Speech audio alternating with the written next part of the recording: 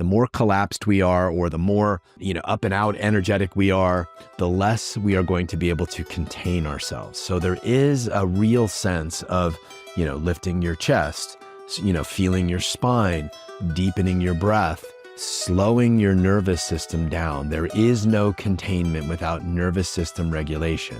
So being able to actually contain your own energy, feel the part of you that is wide enough to hold the jealousy or anger or rage or anything that's coming through you, and then being able to artfully and thoughtfully and mindfully express or open that little steam valve is crucial.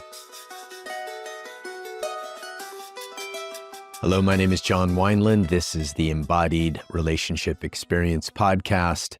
And today we are going to talk about the concept of containment and what it means to create containment for yourself, for your partner, and then also for the relationship itself. There has been a lot of talk recently about this concept. Om Rapani has done some really good work. I suggest you check him out as well. And I have some different thoughts. I agree with much of what he says about how important it is for the masculine to master this capacity of containment. And, of course, when I say the masculine, I'm talking about the masculine in both a man and a woman, right? So at points in relationships, each partner is going to need emotional containment. There's just, unless you are with the most stoic man on the planet or somebody who has totally repressed their emotional body, your man will need containment as much as you need containment. And so learning how to develop containment first for ourselves, and then to understand our partner's nervous system and be able to contain them, and then to be able to have a containment for the entire relationship. I want to talk about containment in those three areas. But before we continue, I wanted to let you know about the Embodied Relationship Experience platform, which is a platform that has hundreds of practices, thousands of hours of content. And so I will often hear from people asking, how do I get into this? How do I improve this? Well, that platform is a really wonderful way to be in a global community of people. There's about 500 and something people from around the world coming together to practice the things that I'm talking about here, to dive deeper into content, and then to support each other. So if you are interested, there's a free 7-day trial link down below, and we'd love to have you join us and jump in deeper to, practicing becoming an artist of love. So I think the first thing to do is to define what I consider to be containment, right? And there are many different definitions for this. There are many different, ways to approach containment. Some people also consider it sort of holding space, but I think the word containment is a little bit more juice to it, and it's a little bit more specific as to what I think is going on in both our bodies, in our partner's bodies, and in this sort of dual-bodied experience that we call relationship. So learning how to literally wrap your energy or use your body energy and emotional capacity to wrap, hold, and then, sometimes even direct somebody's heightened energetic experience is what I would consider containment. There's also containment for erotic play, like in BDSM. There's also containment for the relationship itself and the dynamic that a relationship creates, and creating a containment experience for that. That's often requires both partners buy-in, of course. Let's just start with the first principle of containment, which is that we have to learn to be able to contain ourselves. It sounds simple, right? But it's one of those things that so many people struggle with. Why? Because we get triggered. Why? Because we were wounded, in past relationships and in our childhood. And so when our partner says or does something that triggers those wounds, right, we have this sort of whoosh of energy, this burst of energy. And that energy wants to go sort of up and out. Up and out is kind of the natural way that, let's say, anger, for example, or frustration or jealousy, right? We might have an experience of having one of those emotions sort of overtake us in a moment, and our capacity to actually hold those emotions within ourselves and then find an artful way to express what's going on in us is the art of self-containment. So let me say a little bit more about this.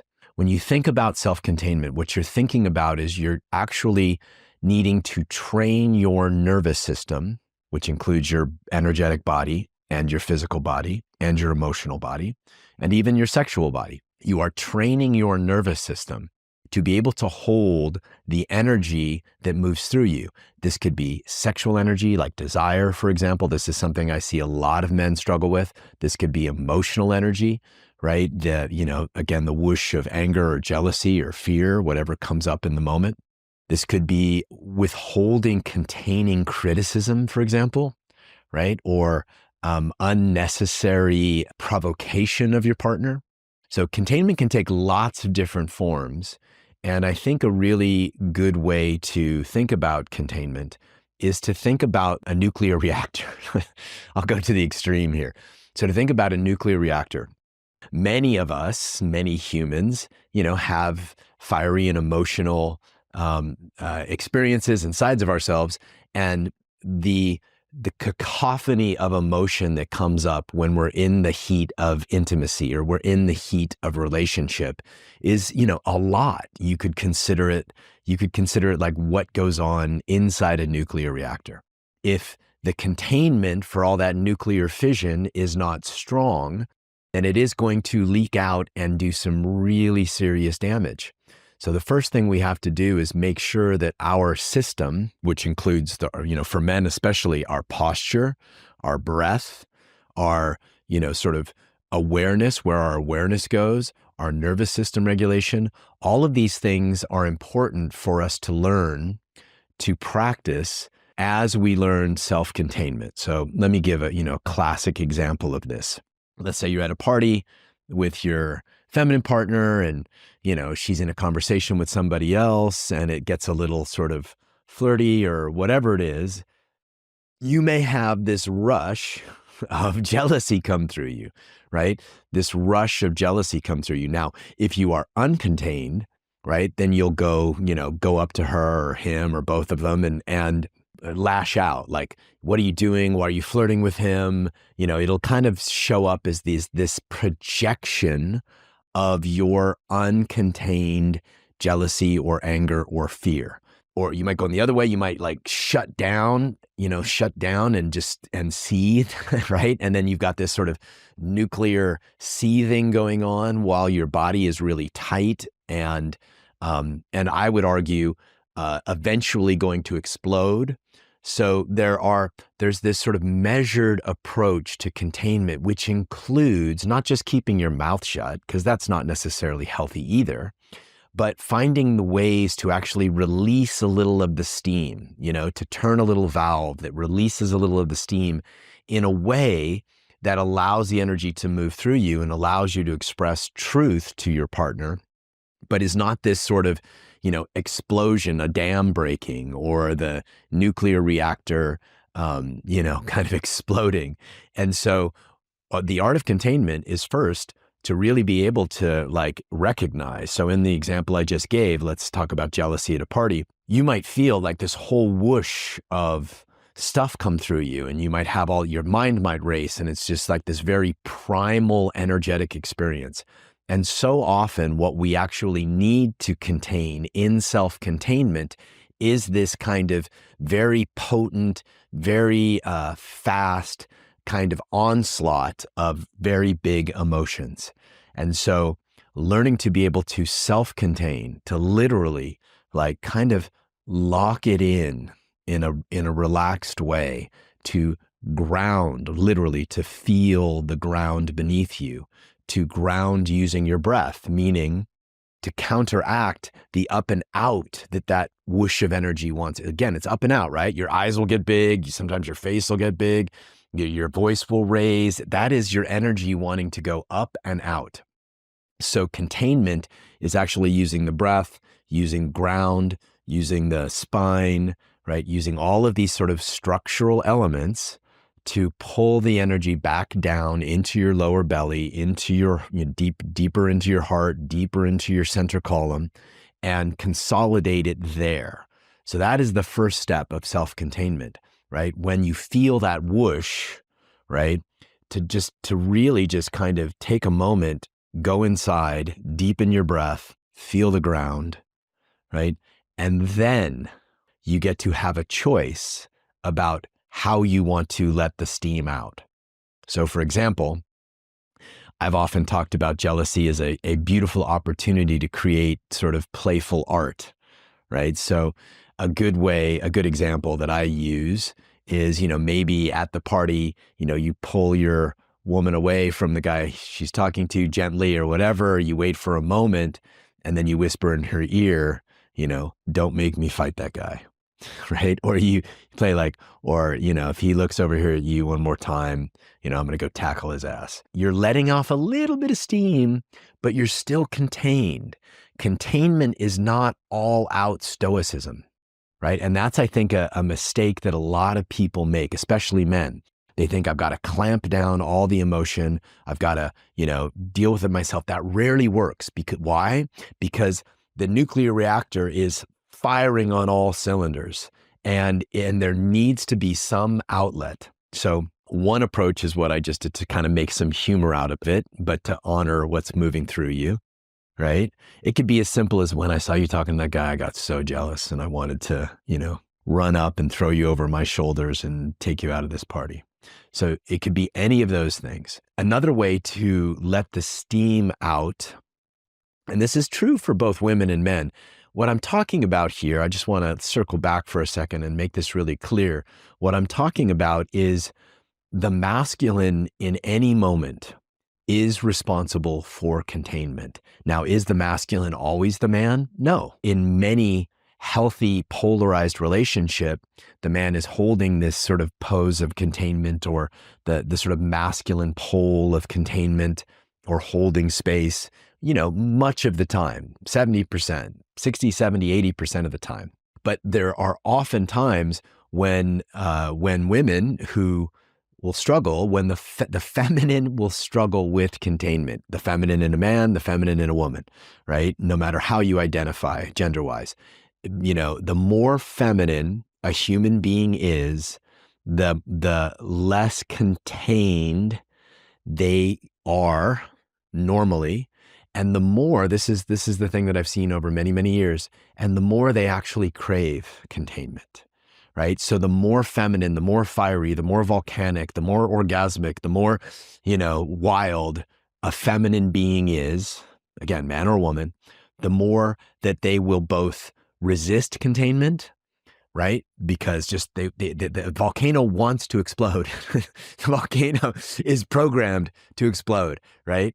And the more they will resist containment, and the more deep in their heart they will actually crave it, because it makes them feel safe.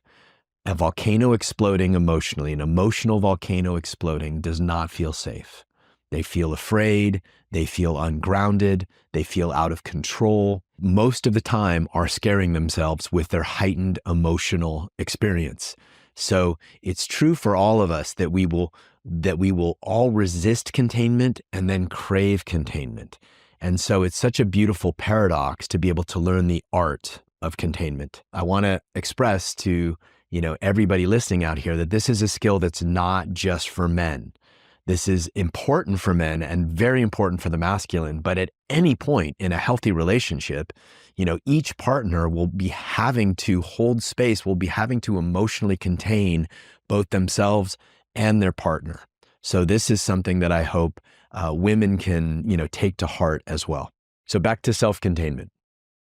There are a number of practices. And again, this is something that for many of us, including me, right? I'm a pretty fiery human, right? So learning to take a beat, learning to take a breath, learning to feel my feet on the earth, learning to feel my spine, learning to, sort of widen my energetic capacity so that it's almost like I can wrap around the whoosh of energy with my own awareness, with my own energetic body. Learning how to do that is a skill, and it takes time, and there will be lots of failure and hopefully recommitment. But I mentioned a few ways for us to really work with that. The key concept I really want to stress is that there is both structure and relaxation in the body in the moments where we need self-containment.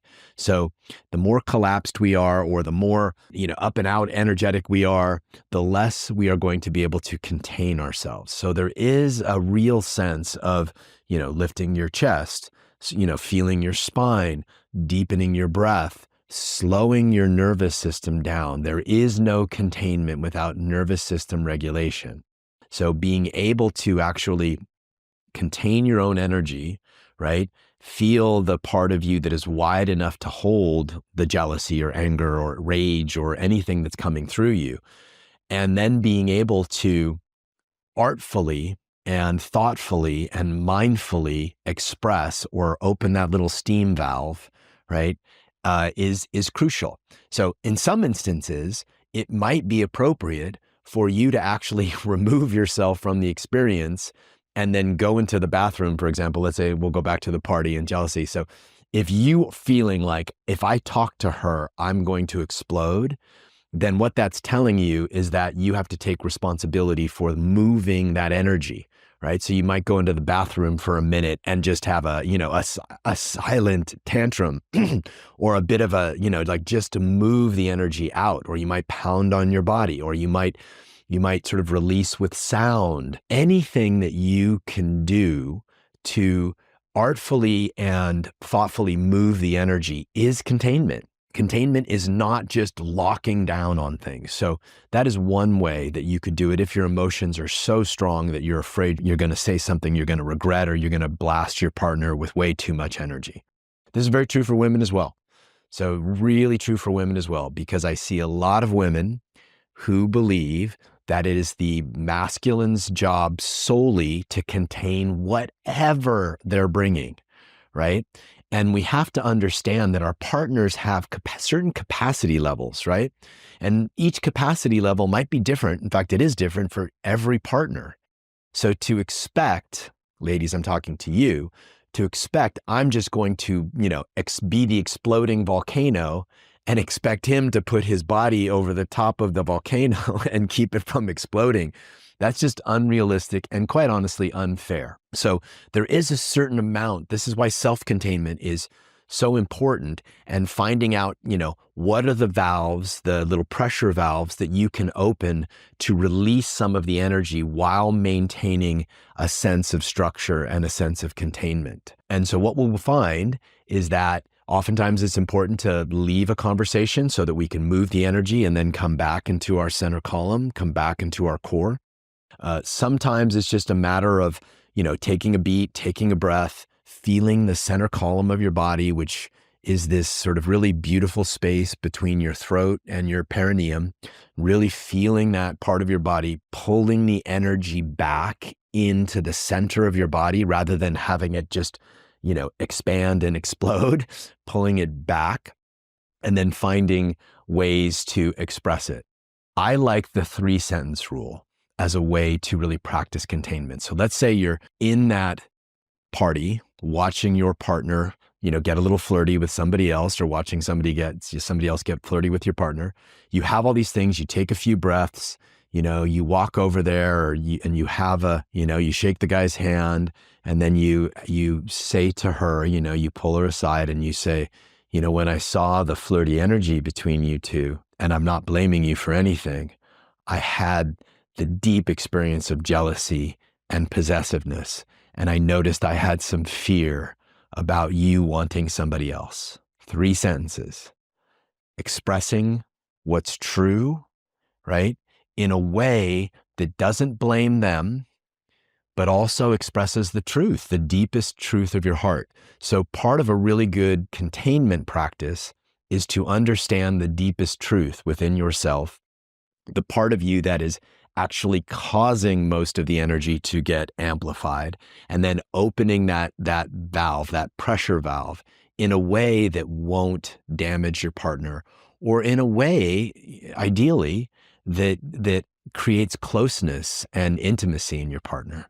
And the 2 best ways are to be playful and humorous, or to be deep and vulnerable. And each of those ways is a form of containment and expression. I really can't emphasize this enough, especially for men. I see this as a problem in so many men.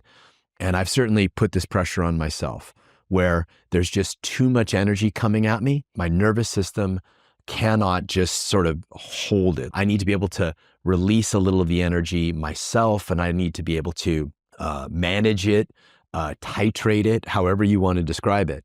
But I'm not holding space does not mean just locking my energetic body down and just going totally silent and often numb, right? Numbness is not containment. Containment has aliveness, meaning you're feeling what's moving through you, but you've cultivated the nervous system strength to be able to actually let it move. You've cultivated your capacity to not jump out in reactivity. And again, this is hard and you are going to fail at it. I have failed at it multiple times. And it's one of those things that, this is where I do really agree with Omrapani. One of the things that I see, that causes women the most stress in a relationship is their feeling that they aren't being contained emotionally and energetically by their partner. So, step number one, learn the art of self-containment. And there's ways to practice this. A great way to practice this if you have children is to literally just practice being in the energetic wildness of your children while keeping your awareness on the center column of your body. Or the next time that there is some kind of heated discussion with your partner, really take the awareness and put it in the center of your body and then just track the breath. Track the breath up and down the center of the body. Feel the ground, right? So these are some very practical ways that anybody can use to develop their capacity to be contained. And sometimes just practicing, if you swing way too far to the overly reactive side, then maybe you just try a couple fights where you just keep your mouth shut and practice being in your center and receiving the energetic, onslaught that's coming at you, and learn to really circulate it, learn to really widen your body, and the more energy that's in you, the wider your energetic body has to be. Right. And so learning self-containment means that you actually learn to hold yourself in some way, energetically. Sometimes it might just be putting a hand on your heart is a form of containment, right? And just taking some deep breaths and putting your hand on your heart. That's a self-containment moment. So the self-containment piece is something that we practice a lot in men's work. It's something that I think is crucial in polarity practice, because if he cannot contain, for example, this is another thing I see a lot in polarity practices, as things get hotter and the energy gets turned up, right? His capacity to actually contain his desire and not just be grasping for her or leaning into her, but to really be strong spine, sitting upright, breathing deep, and just circulating that energy of desire for her, right? Of course, he can let it out through his eyes or through a sound, or, kind of have it kind of come out the front of his body as a transmission of desire and love. But when he loses containment of that desire, I see it in men all the time. They'll start to either lean forward, their eyes will start to get really big, and they will lose their capacity to contain their own desire. So again, these are yogic and martial arts and energetic practices that take some time to develop. If your nervous system took 40 years to get to where it's at, and you feel that it's overly reactive or overly triggered, then, working on containment slowly, daily. And again, we've got lots of practices in the Embodied Relationship Experience platform that address this. But that is a really important and potent practice, especially for men. Okay, next, I want to talk about what it means once you've achieved some level of self-containment, because if you don't have self-containment, any attempt to try to contain your partner is going to be absolutely fruitless. Especially men have used their physicality to try to contain the feminine while they're uncontained. So oftentimes what will happen is that will be the time when men will try to use their physical or imposing presence to contain her energy, thinking that it's going to solve the situation, but it often just exacerbates the situation, or it turns abusive. So self-containment first. Then and this can happen once you get good at it, it can happen in 30 seconds. It can happen in a minute. You can even say to your partner, love, give me a minute. I just need to contain myself. That's way more trustable than, gritting your teeth and pretending that you're not having an emotional experience. But once you actually feel contained, you might take a couple breaths, close your eyes, and then you open your eyes again. And then you reach out and you actually start to contain her body with your body. One of the things that I think that this is both or all three: physical, energetic, and emotional. So if you just do the physical without the energetic and emotional, it'll feel like you're trying to control. There's a big difference between controlling your partner and trying to contain their experience, right? Trying to offer your nervous system and your body as a wrapper for everything, as a wrapper and a soother and a relaxer of their nervous system. Really what we're talking about with containment is that you're using your body and nervous system to downregulate their body and nervous system. And so how that happens is that if your partner is starting to have their own whoosh of energy, right? It's important for you to contain yourself. And then you can try actually imagining that you're wrapping your arms around them.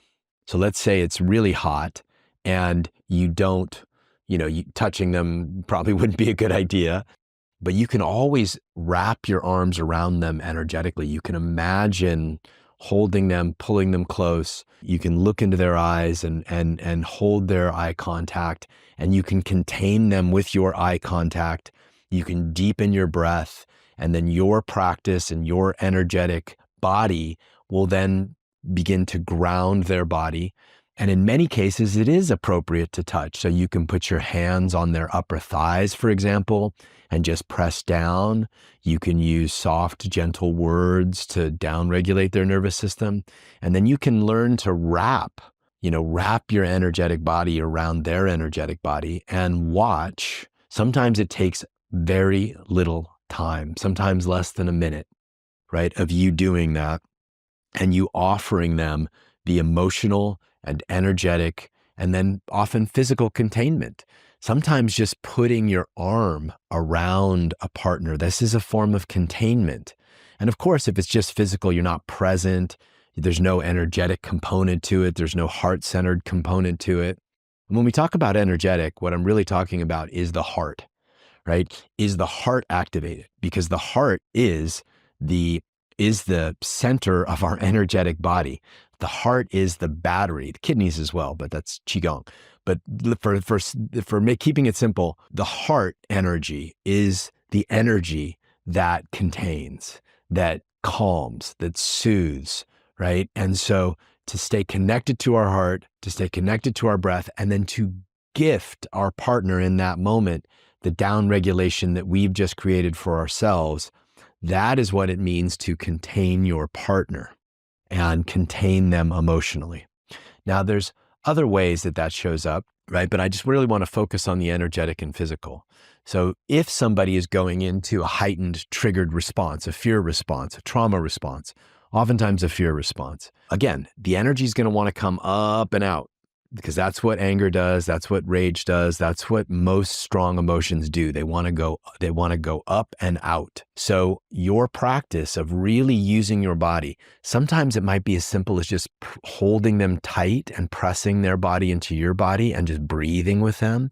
That is a beautiful form of containment, like feeling your heart. At one point, you can actually feel your heart wrap around their heart. You can imagine your heart having arms wrapping around their heart. There's all kinds of really beautiful, energetic, subtle ways to create containment for your partner.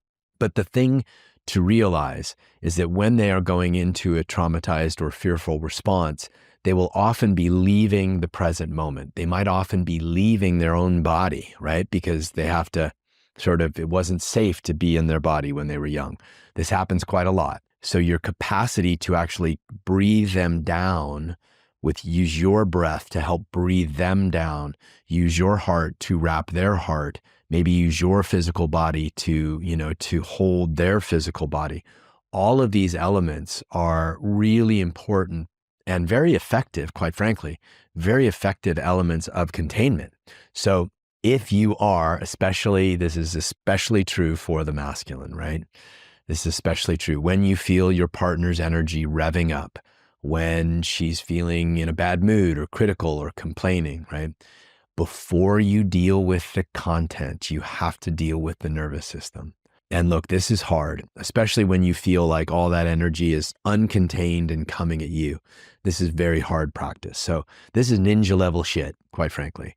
And yet it is one of the most important skill sets to learn in creating safety, emotional safety for the feminine in your relationship, which again includes his emotional body and your emotional body. So there has to be sort of a dual joint responsibility and commitment to containment. This is not something that should just fall on the man. I know a lot of women who believe like this is the man's sole responsibility. That is bullshit. It's not sustainable. Let me put it that way. And I know many men who want to be better at this. I know many men who are working to strengthen their nervous systems to be better than this. But it does require that there be some kind of responsibility on both sides for self-containment and managing our emotions, right? Which, like I said, the more feminine you are, the more you're going to fucking hate that. And the more you're going to appreciate when it's done artfully. So let's talk a little bit more about the physicality of containment. You know, one of the great examples that I see a lot, and I see women respond to this so powerfully, is shibari. If you are highly feminine, right? And this can be true for a man as well. But if you are a highly feminine being, then being actually contained with the extreme physicality of being tied up in a shibari practice is often very, very pleasurable. So you'll see this, this idea of physical and energetic containment of your partner show up in the emotional realm, like I just described, and then working with their nervous system to downregulate and, in a sense, contain their nervous system. You're using your nervous system to contain their nervous system.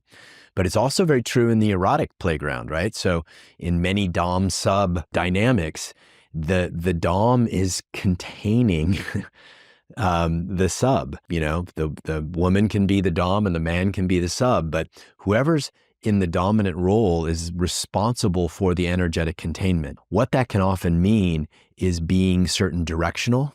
You could be in sort of a command is a sort of containment, you know, come to me. That's a sort of containment, right? You know, show me your throat. It's a sort of containment. You know, lift your heart, right? You're actually not just holding, but gently directing the energy.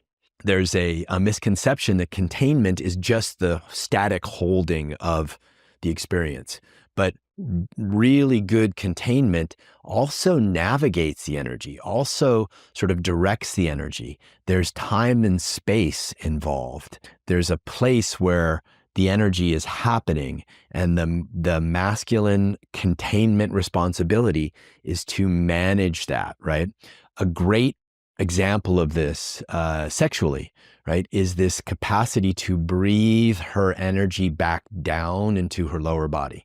So using your breath matched to her breath to pull her energy back down into her womb, back down into her cervix, to hold her spine tight. You know, one of the first things I was taught in sexual yoga practice was right hand, you know, when she's sitting on your lap, right hand is just behind her sacrum, left hand is just behind her heart, and you are holding her, you are containing her. And what that does is it allows her to tap deeper and deeper wells of desire, pleasure, expression, et cetera, right? Because the container is being beautifully held. Now, that again, there might be moments where you could use language, or you could use some sort of physical movement.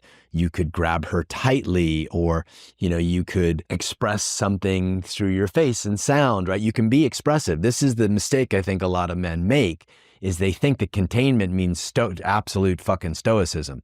That is boring. That is boring. Containment is the capacity to be in charge of your energy, to be in control of your energy, and then to learn to be in charge of somebody else's energy, or not really in charge so much as, to be able to move it. That is what sex magic is, right? Sex magic is the capacity to take sexual energy and move it, open somebody's body with it, move emotion with it, move pleasure with it, right? So when we're talking about containment, we're really talking about the and containment of our partner sexually. We're really talking about our capacity to, to create a space where they feel safe enough to bring more of their energetic capacity, right? Because again, the feminine both fears full expression and craves it. And so this is that beautiful dance that goes on between the masculine and the feminine, right? It's the beautiful dance that goes on between the raging river and the riverbanks, right? If the riverbanks are not strong or tall, then the river just, kind of floods everything. And, if the riverbanks have some girth to them and are, some sturdiness to them, then the river just flows effortlessly. And that's what we want to create for our feminine partners, that capacity for them to flow effortlessly. And then occasionally using our, the energy that's moving in our body to direct or expand the energy moving in their body. And these are all forms of containment that I think oftentimes are not properly discussed. So if we're thinking about being able to contain our partner in a highly emotional state and to contain our partner in a highly sexual state, both of those things, again, require our practice. For those of you who've been watching this podcast for the last year, you get that, practice training your nervous system, training your body. Now you know why, right? Containment without practice is almost impossible unless you were raised by the most relaxed, potent parents on the planet, which, most of us were not. So the art of containment requires practice. It's not something you can just think yourself into. Now you can create an intention to contain your partner, a little more in the sexual realm, for example. You can be the structure to her energetic experience, but that doesn't mean you're not going to be also containing yourself in that experience. You're going to be having to deal with the more energy and pleasure that moves through her body, the more energy and pleasure that has to move through your body. And so this is why oftentimes men ejaculate prematurely, because they can't contain that energy. It sounds really simple, and it is, but it's not easy. It's not easy. Learning to circulate that energy while maintaining the posture and the structure and the consciousness, the body awareness and consciousness, these are all forms of containment. Okay, so let's talk about what it means to have a containment for the relational dynamic, for the relationship itself. Because if we think about it, there's three entities in any relationship. There's you, there's your partner, and then there's the dynamic that you create together. And all three of those things need containment, right? All three of those things need to be able to have some space to hold the energy, some structure, some space to hold the energy of the dynamic. So for example, let's say this is the classic one. Let's say that, you guys, the moment that each of you kind of starts a fight, that the igniting of both of these energies within you becomes this big nuclear reactor, right? So oftentimes when we're talking about the dynamic of a relationship and especially the dynamics of conflict, what we're really talking about is just a large amount of energy that needs structure and containment. So this is where things like agreements come in about how to fight, right? When you both create an agreement on how to fight, you're practicing containment for the energetic that is your relationship. And all relationship energetics include past childhood traumas and relationship traumas, life stressors and life throwing everything at you. And then, all of your personal desires and wants, right? So, there's more, but all of these things, your needs, all of these things create this cacophony of energy that needs containment. So having agreements on how to fight, having agreements on how to repair, having agreements on what is and is not allowed in your conflict, right? Like, let's say name calling, for example, that's a hard no for me. So, being able to have some agreements, some structure around how you fight, what's acceptable in fighting, what does not cause a nuclear explosion. So strengthening that container that holds the fission, the nuclear fission, is the responsibility of both partners. It's not just the responsibility of the man. I can't say this enough. It's the responsibility of both partners to be in agreement with, to first be responsible for their own nervous system. Second, to be able to, use their self-contained, self-regulated body to serve their partner's body and help contain their partner. But in instances where both partners are not resourced, both partners are not in equanimity, both partners are triggered, right? In those moments, that is the nuclear reactor getting turned up to a 10. And so containment means we're going to have agreements, we're going to have structure, we're going to have, ways that we can and cannot fight, for example. When this happens, it allows for the energy to be held and directed, which is why I'm such a big fan of, nonviolent communication, imago dialogue, the feedback wheel. There's so many great tools. Those are tools of containment. Those are tools to contain the nuclear reactor that is your history and their history coming together in relationship. There are no relationships that I know of that is not needed, where there is not some agreement on how to contain the mutual energy, the shared energy that is the entity of your relationship. It's a separate entity from you and them. What are some other examples of the ways that containment can be used in relationship? So, again, a good way to think about this is whoever the most resourced partner is in a moment is probably the one that should be really thinking about how can I contain, my partner's and my own emotional experience. Now, that might vary from day to day. In most healthy polarized relationship, the masculine partner is really in charge of that. And in many, healthy polarized relationships, like I've said, the feminine partner will resist that, but also crave it. So that puts you men in a very interesting position trying to create containment for the relationship. So I'm going to speak directly to men now about this.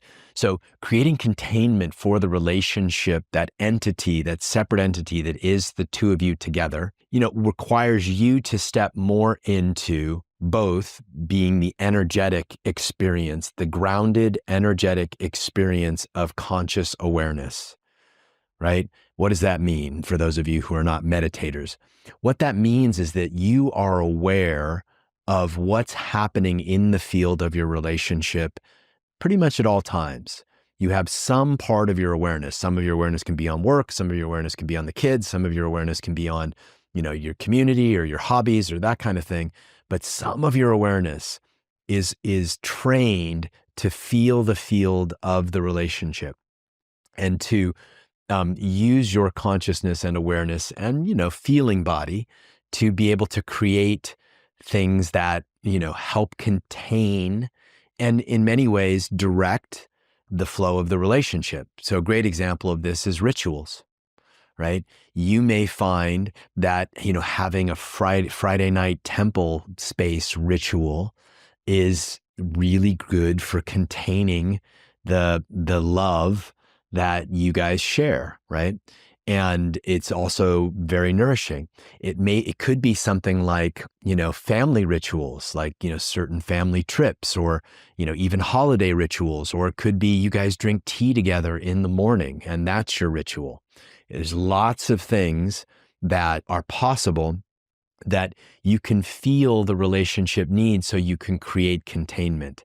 And oftentimes when that kind of leadership is not present, that kind of masculine leadership is not present in the relationship container, the feminine will start to fill the void with her own masculine, which she's probably got a pretty good capacity for that. Most women do these days. But also she'll start to resent it. She'll start to resent it. So good masculine leadership is to constantly be keeping an eye on what are the structures, the rituals, the practices, the agreements that are holding the field of our relationship, so that no matter how much energy is within the reactor itself is sound.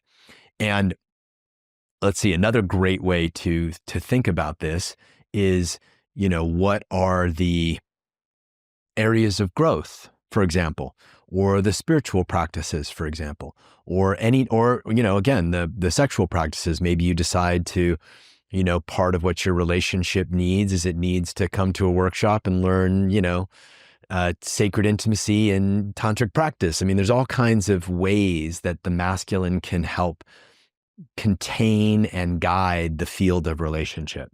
So men, it's a really important exploration for you to take stock of how can I create a stronger structure of containment for my relationship? And I invite you to ask yourself this question and maybe do some journaling on it. How can I, is the structure that holds all of the energy that is us weak? How can I strengthen it? How can I strengthen it? With time and space, with my energetic awareness, with my attention, right? So being able to bring all of those things makes you incredibly valuable to your feminine partner, right? And it gives her so much more space to really be the energy that most women want to be. It doesn't mean that they don't, go to work and kick ass and, build everything themselves as well, but there's a part of them that wants to be contained, right? And maybe that's a little controversial to say, but it's just what I've seen over the years, that there's a part of the feminine in all of us, I'll say. I can get certainly highly emotional, and it feels so good when I'm emotional to feel my partner, kind of pressing into me, leaning into me, right? That is them containing me. And when they do that, I can come right back into my nervous system. It helps co-regulate. So being aware, men, specifically about where you can bring, more artful structure and containment to your relationship will serve you invaluably. It will be really important for your relationship. Another really good form of relational containment is boundaries, right? Now, this also applies to, our personal practice, right? But to have boundaries around certain things, like, this is my, this is my man cave. And, please let me know if you're going to be coming into my man cave. It's a silly one, but it's true, right? Or these are certain agreements that if you break these agreements, there will be consequences. That is actually a form of containment, right? Just don't be surprised, man, if the feminine pushes up against those boundaries. But being able to be really clear, and, women, of course, can practice this as well, of creating containment for the relationship by setting their own boundaries. Like, here are the things that I need. Basically, when your feminine partner is expressing a boundary like that to you, what she's saying is, I need more containment.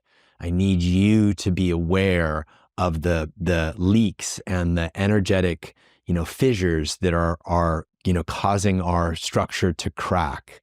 And so being able to be aware of what you need in terms of boundaries, and then to artfully express them, that is a form of containment. That is a really important form of containment. I think at some point I'll do a full podcast on boundary setting and how to do it, and the energetic beauty of it and the pitfalls of it, and the way some people use it as a wall rather than a boundary. But yeah, it's another topic. But for now, let me recap here. We have the art of self-containment, which I talked about at the beginning. Then from that place, we have the art of being able to contain your partner emotionally and even sexually. And then third is, what is the containment that you mutually set up to hold the energetic space that is your relationship? And I think if you take a really solid, spot check inventory on, how well you're doing in all those areas, there'll be some places for you to work. And again, this is the kind of thing that is difficult to do without some kind of practice, something that expands your nervous system capacity. Remember, I said that there can be no containment without nervous system downregulation. We just do not, most of us just do not have it in us to try to do it while we're highly agitated. So really important that starts with self, then moves to your partner, and then simultaneously you guys create something for the entire relationship. Please let me know in the comments what you thought about this. If you have any questions, please feel free to share this. I think this is important information, especially for the men in your lives. And again, even though I was speaking a lot to men in this, it's just as important for women to cultivate their masculine, their healthy masculine. Women have spent a lot of time the last 60 years or so cultivating the masculine in the workplace, the drive, the goal setting, the et cetera, right? Even the spiritual practice. But to learn to be able to cultivate a healthy masculine that can contain your partner's feminine, because men crave being held emotionally as well. Dirty little secret, right? Men want to be held emotionally sometimes as well. Hopefully in a healthy polarized relationship, it's less than she needs, but sometimes there might be periods in life or in the relationship where he's going through it, where he's deep in the shit, where he's really, he's emotional and he's feeling it. So your capacity to show up for him occasionally with that and have that ability is also incredibly important, ladies. All right. So that's it for now. We'll see you next time on the Embodied Relationship Experience.